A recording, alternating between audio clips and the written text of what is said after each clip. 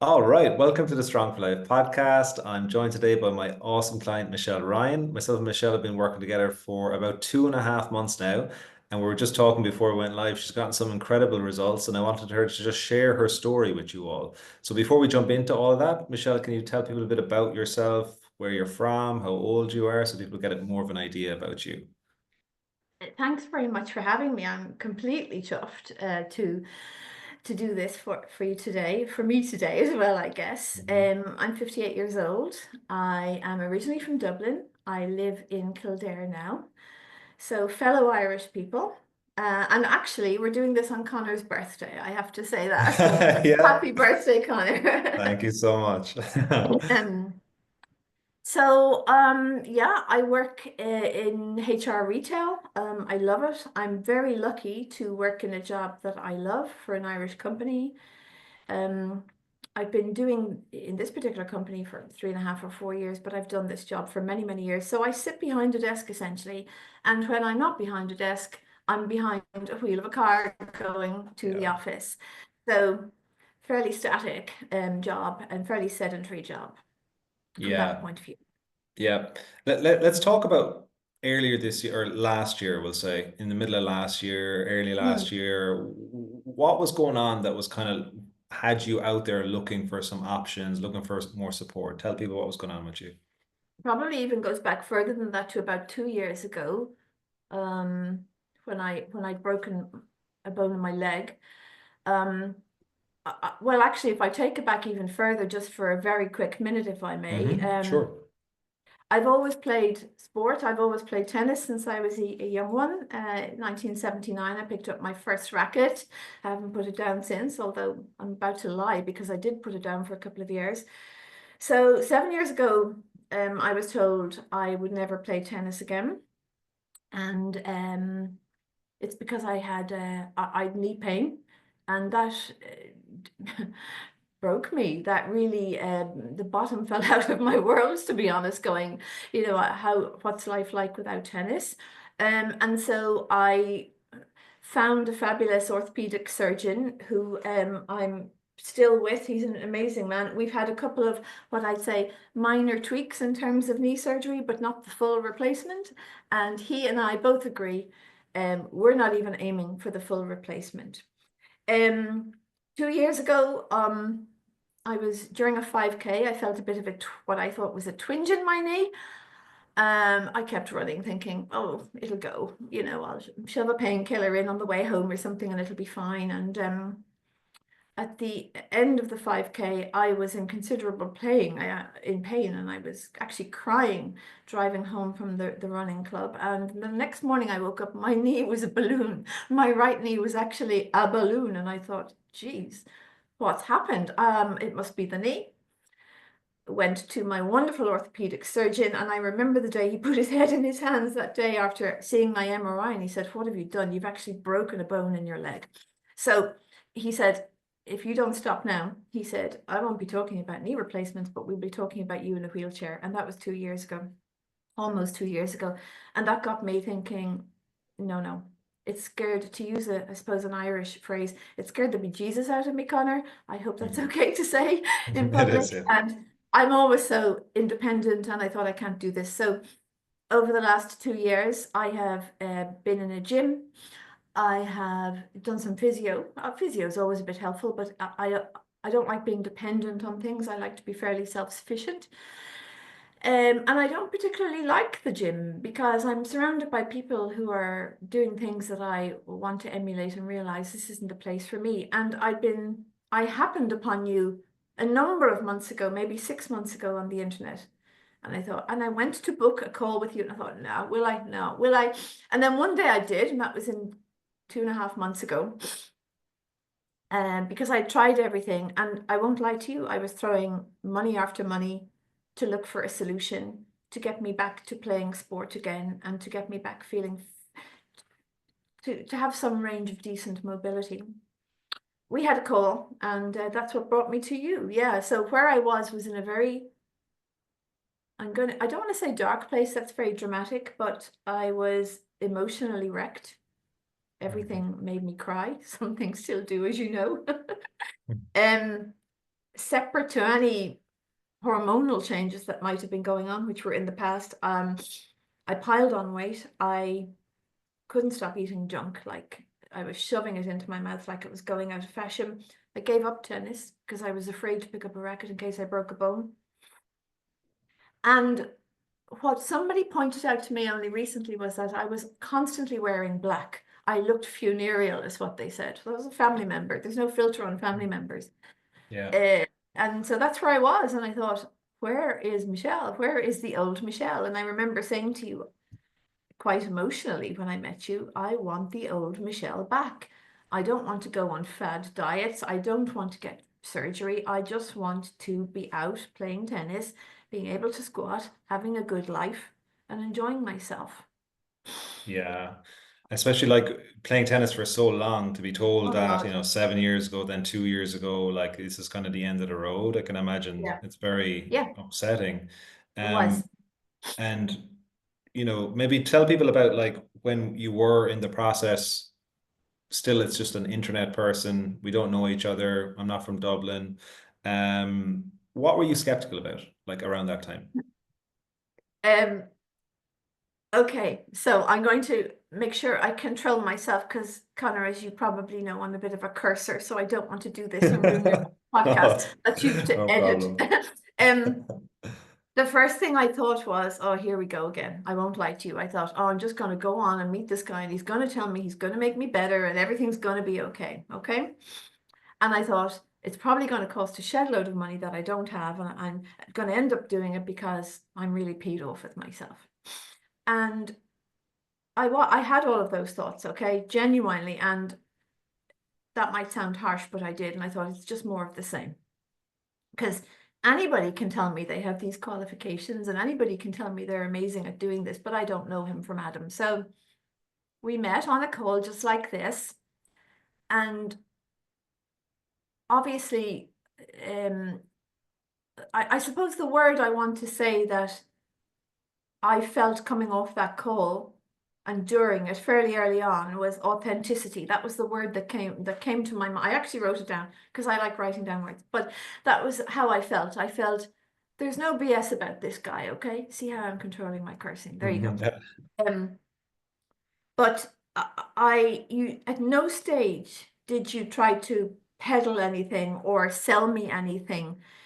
Um, through a discussion of probably a quite a long discussion, probably an hour and a half, you helped me to realize what I need. You didn't say, well, now this is what I'm going to do for you. You didn't use even any of that terminology. We discussed it, and I kind of thought, God, you're right. I still came off the call thinking, oh, Jesus, have I just, it was a significant at that time. I thought financial sacrifice. I have a different view now. I thought, and it was a couple of weeks before Christmas, and I thought, I can't believe I've just done that. Am I mad? Okay. So there you go. That's exactly the thought I had.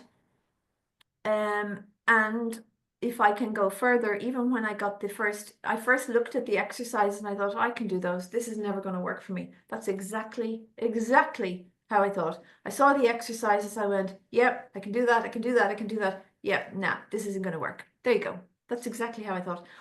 I hope that's, well, it has come across as very harsh because I want you to, No, it's honest, which I think it's is the very honest, important for people it's to the hear as honesty of how well. I felt. Yeah. Yeah.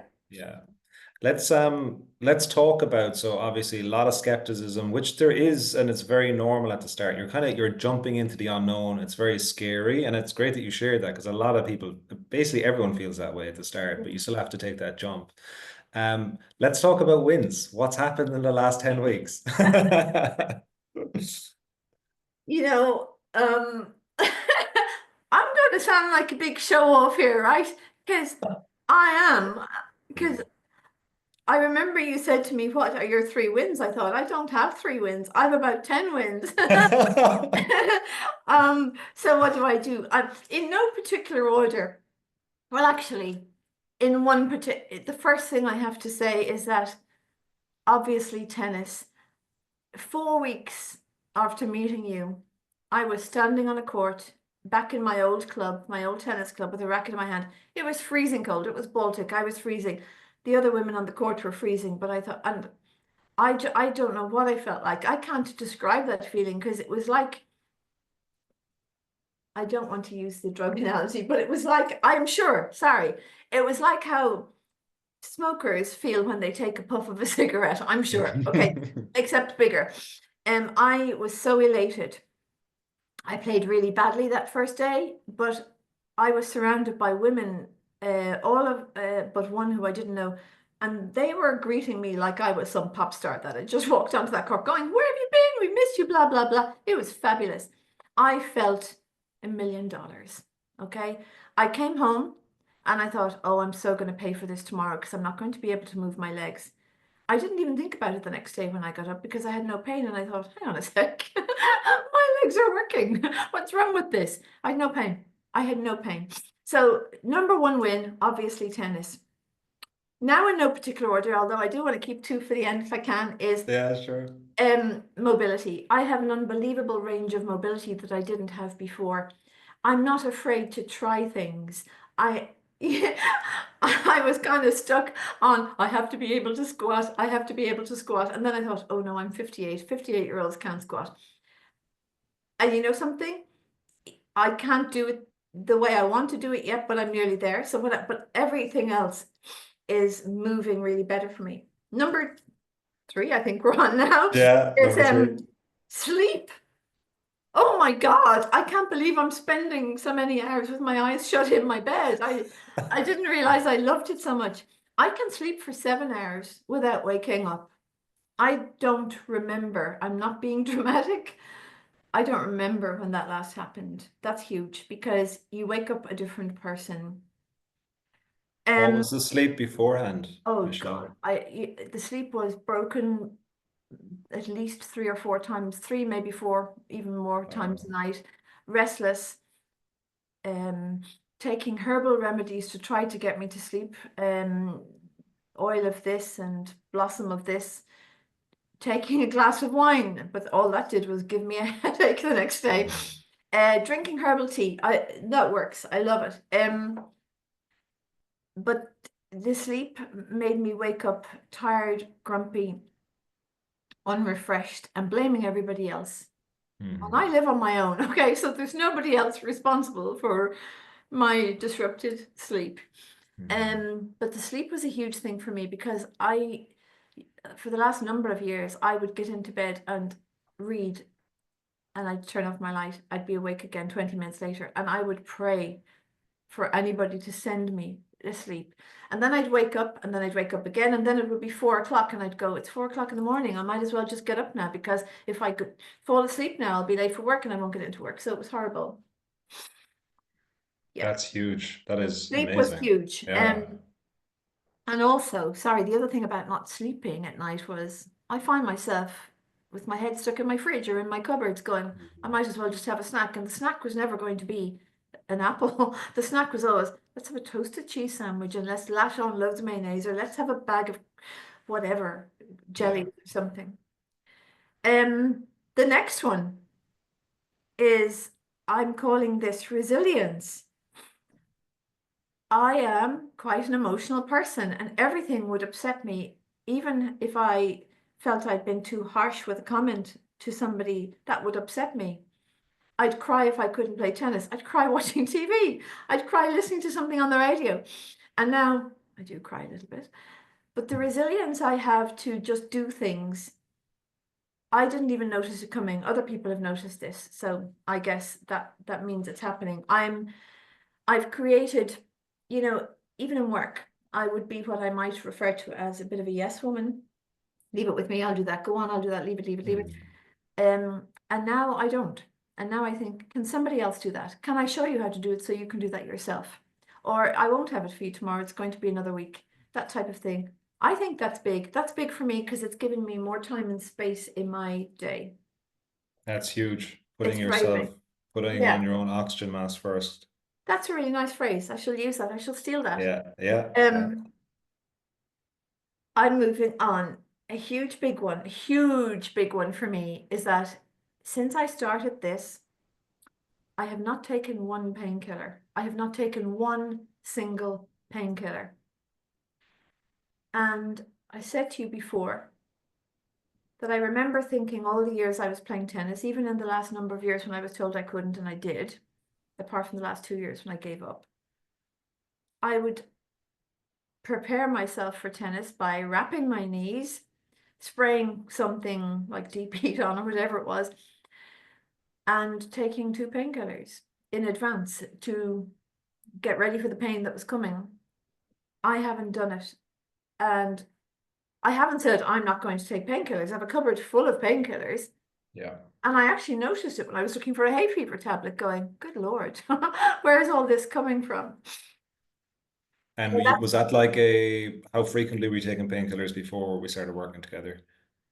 I don't want to get arrested, but it was all above the board and legal stuff, anti-inflammatories, 3 or 4 times a day. Oh, wow. That's Yeah, huge. that's huge. Yeah. And I suppose what I was worried about was that I was going to undo any good that tennis had ever given me, or life had ever given me, or being a vegetarian had ever given me, because I'd end up with a pickled liver. Yeah. And forget about the knees, forget about the pain. Actually, you don't have a liver. So Yeah. that really worried me. Um, some ones that are big to me. I remember when I met you first, that I said I had great notions of writing a book. Now, I'd love to sit here and say to you, 10 weeks ago, I said that, which I did, and I've written a book. I haven't. Imagine, wouldn't that be a great win? But Uh, I'll tell you what I have done. I've done something I've always wanted to do. I have joined a creative writing course. I enrolled in a creative writing course. I have since written, by way of homework, 2 short stories that that just came to me. It just happened. Okay, it just happened. And I can't, it sounds like magic, but it's not. Okay. I just started doing it because I wanted to do it. And I probably would have said before, oh no, it's too much of a sacrifice. It's an evening a week, it's a few hours a week, and then I have to spend time at my desk writing, writing, writing. But that's not how I'm seeing it. I'm seeing it as this is amazing. that's so good. Um, and I suppose my wonderful, amazing, amazing coach Ray said to me that I have formed great habits, and I never would have seen that. Okay, I never Hmm. would have seen any of this as habits, because what does, I was about to say the fitness industry, that's unbelievable, but that's unfair, should I say. But so many things you see online are, we can change you, we can make you look like this, we can make you look like a model. I don't want to look like a model. I want to be comfortable. And I am very comfortable. But I want what I want, and you gave it to me. You asked me what I wanted. You didn't tell me you could give it to me, but you made me realize I could do it. But it doesn't happen without you, okay? There is actually one really vain one, and and it's about it's about losing weight. I've lost some weight. In the first 6 weeks, I'd lost 5 kilos without noticing. I know, right? And in the last 2 weeks, I've lost another half kilo, and I didn't even notice, and I didn't even try. Okay, so Yeah. when you talk about weight loss, and I've been to all the usual weight loss, I'm not going to mention because that's not fair. Okay, it works for a lot of people, not for me. Is that you're told to do this or deprive yourself of something. I don't want to deprive myself of something. I said to you earlier this morning in the office, we had some birthday cake. I had a yummy slice of birthday cake. I knew I didn't want more. The old Michelle would have been going, oh God, I hope there's some left over so I can eat about 3 more slices. Um, that's just a choice.